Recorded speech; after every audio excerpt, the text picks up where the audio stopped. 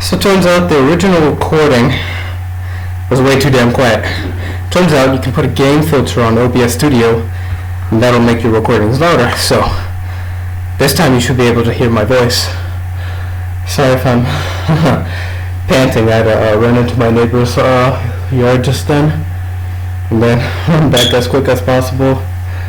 I threw one of my dog's toys out into his yard, so I was kind of in a panic.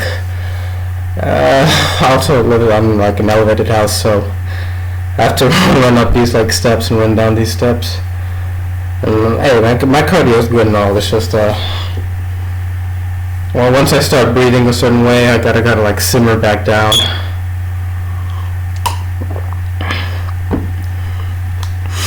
But hey, DWF Royal Rumble 2020. Anything that can go wrong with a pay-per-view? Just look at this card. There are even videos online. You can see how shit this fucking Rumble was. And historically speaking, the Royal Rumble, it's been one of DWF's worst pay-per-views. Last year's was absolutely abysmal. That was easily the worst DWF pay-per-view ever. This one isn't much better. I'm going to give this one a super low review, just as a slight disclaimer. I'm going to be a little mean. Mainly just slandering the stars for their absolute incompetence in the ring. This pay-per-view has kind of invalidated everything that was established throughout the month. Georgian gave this one a 3 out of 5 stars. I don't know how he came to this conclusion. This was such a bad pay-per-view all around. I can't give it any passes anywhere. Just look at that cover athlete there. Everything about White can be applied to this pay-per-view. Terrible storytelling, terrible skill, terrible person all around. Now you just take those 3 traits and apply it to everything that has happened in this pay-per-view. Let's start from the top, okay? Brian Maverick, Loaded Jace. I don't think this match should have happened. It's just a plug-in for the clothing companies, Echo Studios and Mall Productions. Really, who even shops at Echo Productions? I mean, obviously Mall Productions produces superior merch. Their clothing designers are far better. They have way cooler sponsors. I'm a sponsor, one of them. They're an official DWF sponsor. What does Echo Productions have? And I mean, I'm going to flat out just give this one 1 out of 5 stars. There wasn't anything going for storyline except for the fact that it's just 2 businesses clashing. It wasn't close. There was nothing going for Jace. Brian swamped him. Simple as that. We can get into what's going to happen afterwards, but frankly, I could care less.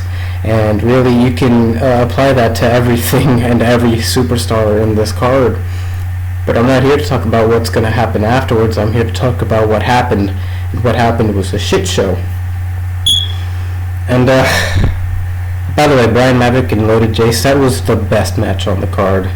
So you should know how terrible my opinions are going to be of everything that's going to come next. And that should start going right into Axel Cena actually beating Exo. And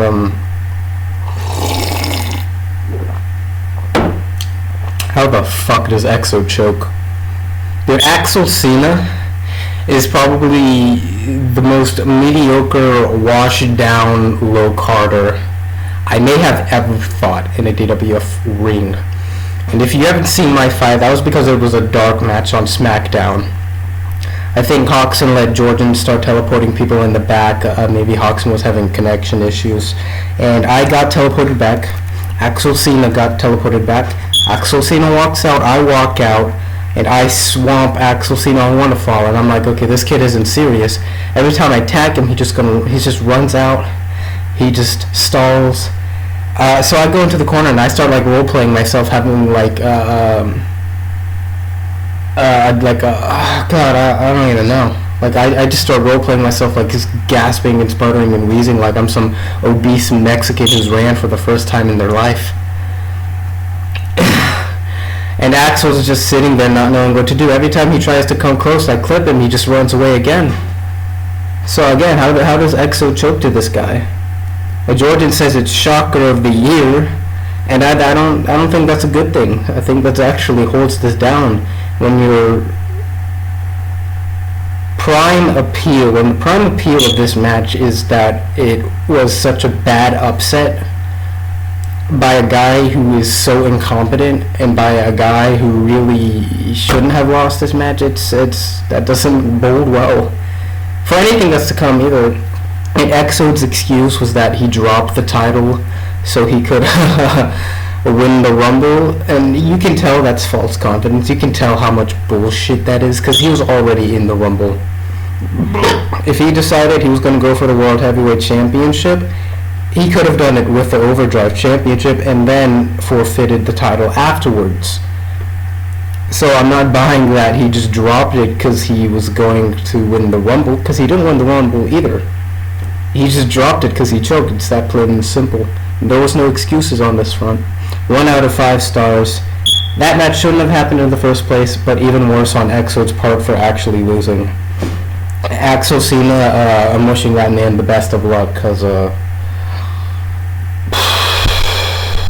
if there's anyone, if they throw someone even like slightly good at him, I think he's gonna crumble.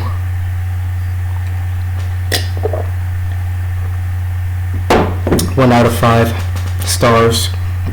Bad execution, nothing new here. Timing, nothing, no storyline, bad match.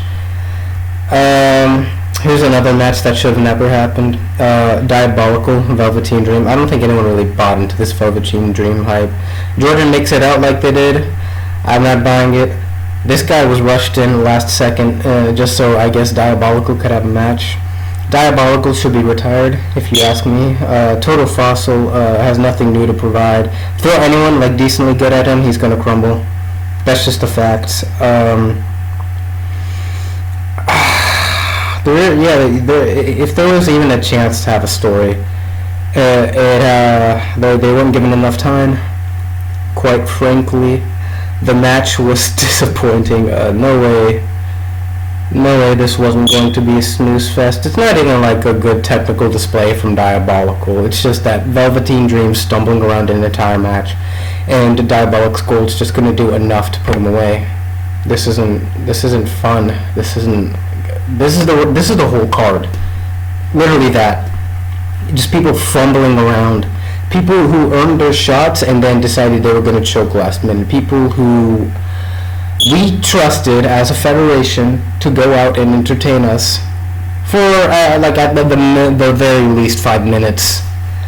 Okay, just to put on like one semblance of a competent display, and they fuck that up. We gave them a golden spoon and they fuck that up.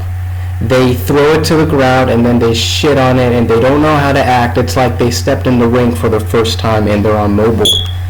That's just how bad this entire card is, and it's every single match. There isn't a single good highlight. Not a single good match. I'm gonna give more than 2 stars here. That's literally how bad this pay-per-view was. Okay.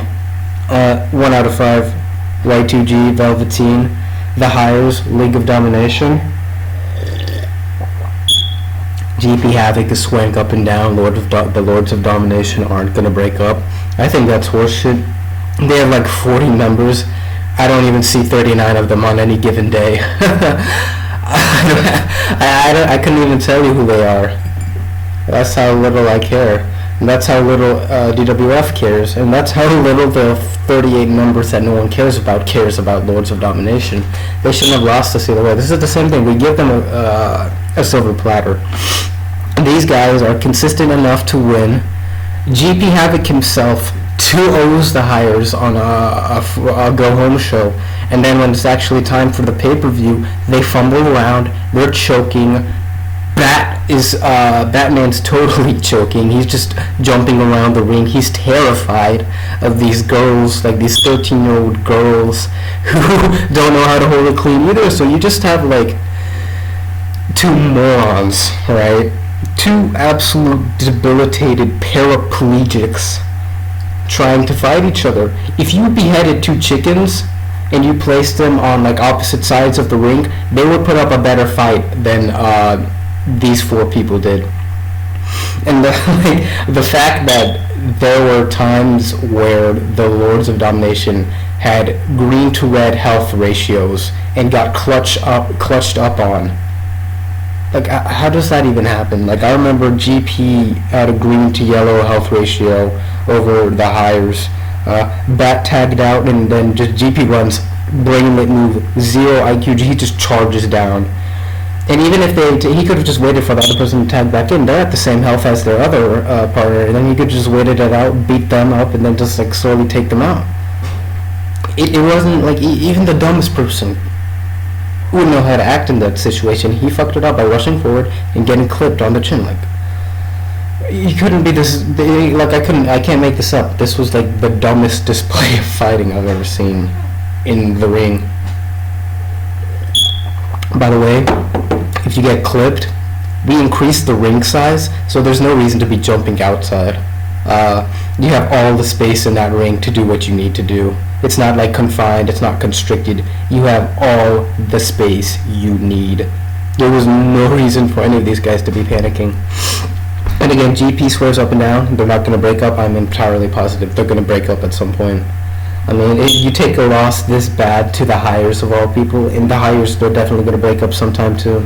That's just the nature of these tag teams. There's just like, there's nothing to look forward to in this division.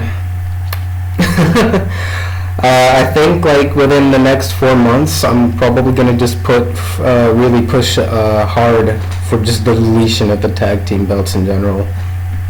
Who's going to stop me? Try and make a case that the tag team division should stay. Off the top of your head, what's so great about the tag team division that it needs to stay? If anything, I think this just broke the camel's back here. Like, and if there was like salvaging the tag team division, the hires versus the League of Domination, whatever the fuck, that just completely squandered it. 0 out of 5 stars. That was just so fucking disappointing. And this is the entire card. Disappointment. Zayn Styles, Zombie Super Troll. This is another case of like us giving people the golden spoon. ZST went under SWA training. He's a consistent fighter too. He shouldn't have done nearly as bad.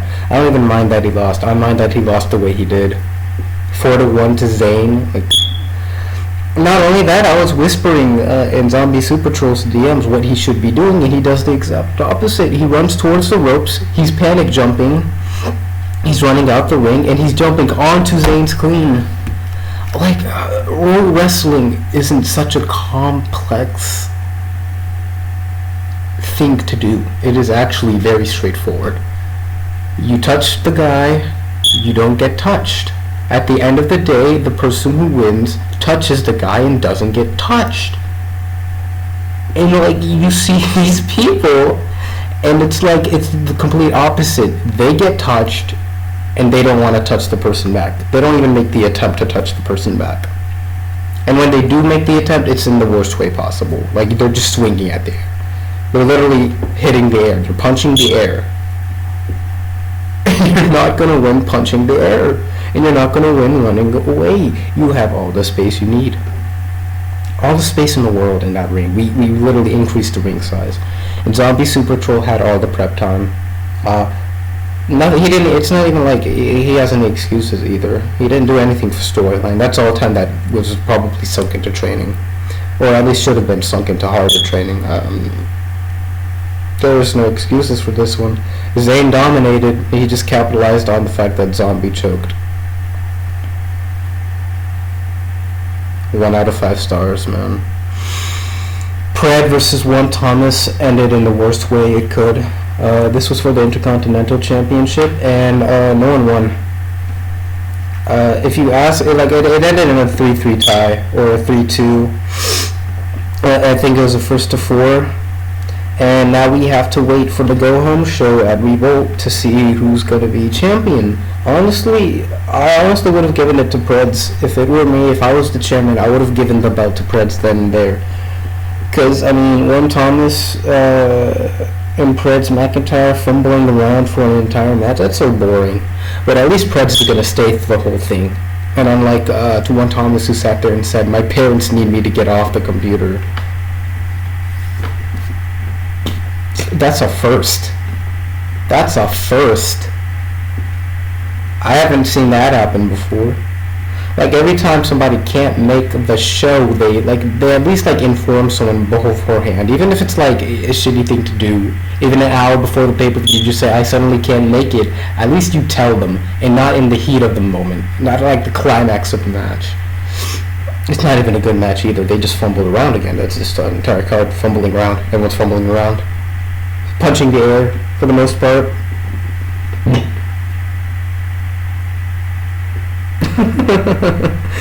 And this man Jordan said fucking Pred was on that's so Raven vibes, because that nigga was right. Honestly, yeah, I really agree with that. Pred should just be the fucking Intercontinental Champion. I know Hawkson's gonna call it off, and he's gonna make them fight again. This is so dumb. That's so pathetic. That's a 0 out of 5 stars for me. There's no excuse. There just isn't.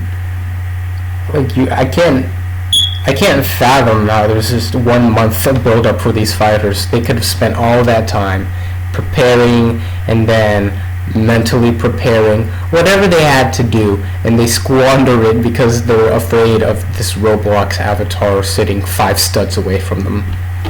Like, grow a pair of balls, dude. You're fighting a fucking Lego controlled by a 14-year-old kid. My fucking god, dude. There's nothing to see here. Corey Casada, I think, was supposed to have like a stake in Juan Thomas's storyline. If that was the case, I didn't see it anywhere. Part of what makes Corey's promos and storylines so good is that he uses props to great effect. He doesn't like do the stereotypical cliches that make normal storylines bad. And at least like those guys who hit each other with chairs very predictably, at least they're at least trying to set something up. With Juan Thomas, when she's setting up something, she role plays biting a chunk of flesh out of another man. What? Like what? And then they don't even build off of that. There was nothing after that. That was the entire storyline. Juan Thomas just bit a dude. That's the entire rivalry, folks. And there's no conclusion to this rivalry either. We have to sit here at a go-home show and watch it happen.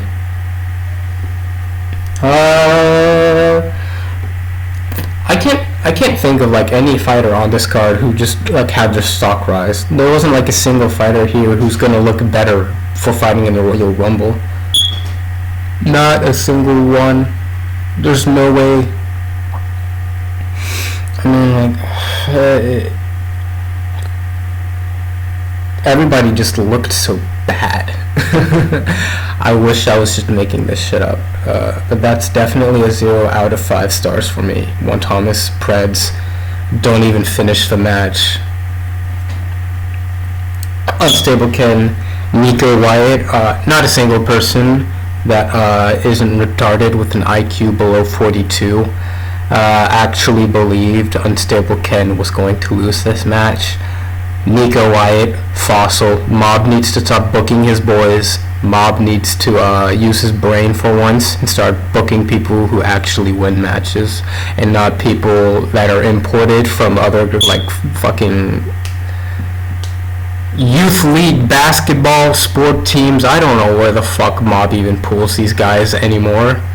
I know at least Raheem had some like real UFC experience. At least Raheem was probably semi-active. At least Raheem was fighting within the month. I know Nico beat Mike MLM for the N1C. And I'm just gonna chalk that up to Mike choking. At this point, like, how are we even supposed to predict who's gonna give a fucking good match when everybody is fucking choking? Unstable Ken is the like only person with a good performance on this entire card. That was like actually consistent with the way they fought. They didn't just like make me want to vomit or like fall asleep or cry my eyes out. And like Jordan's sitting here is like, Ken's shaping up to be one of the greatest heavyweight champions. Like, no, the fuck he's not. He's fought 6 cans, 6 total cans. Because we don't know who to book. We don't know how to book people that are actually gonna put up a fight for our champions. We throw doo-doo doggy at our champions, and if the challenger isn't doo-doo doggy, then our champion is doo-doo doggy. Pitiful. Fucking pitiful. 1 out of 5 stars. Good performance by Ken. Nico fumbled about. Honestly, this match shouldn't have fucking happened. None of these matches should have fucking happened. George and Stone, 1 month of prep time, just to choke. Literally fumbled around, stuck to the ropes, jumped out of the ring when he absolutely didn't need to. Forced himself into the dumbest positions I've ever seen out of an Immortal Champion. I don't know what's going on with this division. It's just so fucking bipolar. You're going to have a moment of bliss, and then you're going to have absolute moments where you just want to shake your head. I'm praying that Raheem is a good Immortal Champion. I don't like the guy. I don't think he deserved this push. But if he's going to at least perform, and he's at least going to put up a fight, then he deserves to be champion. I don't care how, shitty this take is, how, upsetting this take is for you. If Raheem's gonna put out, then he deserves to be champion. If Georgian's gonna sit there and choke, then it's simple. At the end of the day, the person who touches wins. The person who doesn't get touched also wins. And when you're Georgian and you're not touching the other person and you're not doing anything to not get touched, it doesn't look good for you. It just doesn't. 1 out of 5 stars once again. Just there's no upside to any of these matches. I don't even want to go into why the Royal Rumble was as bad as it was. For starters, Mob, he should never lie to people's faces, saying that they didn't allow teaming. It's a Royal Rumble. People are going to team. Tell people that there's going to be teaming. You can't sit there and lie to them. Okay? Because then everybody's going to complain that they're getting teamed on. That's just natural. And another thing, why do you have 8 people in a ring at any given time? I don't think the Rumble should have been this big either. 40 people was a little yikes. The execution wasn't good. You'd think it'd be straightforward. Just put in 5 people at a time, have them have TDs.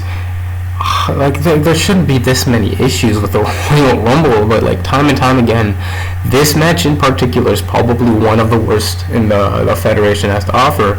It is so inconsistent, so garbage.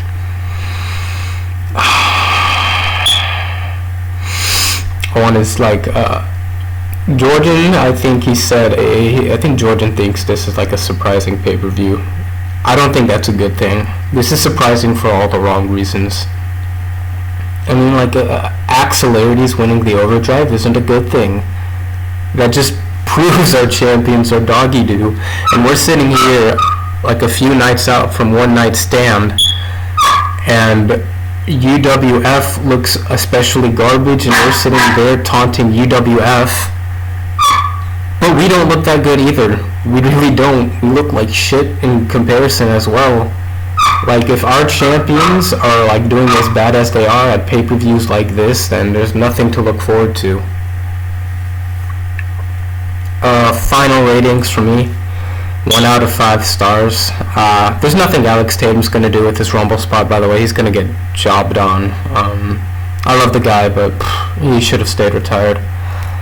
Those are my final thoughts. This is such a god-awful pay-per-view. And to the stars that made this pay-per-view as bad as it was, do better. Grow a pair of balls. Your balls, your penis is shriveling up to the size of a half-shredded crouton. There's no reason for this. There's no reason to be doing this bad. This is such a straightforward game to play. I don't get it. I don't know how you can make something as simple as Pro Wrestling this fucking boring. Shit fucking pay-per-view.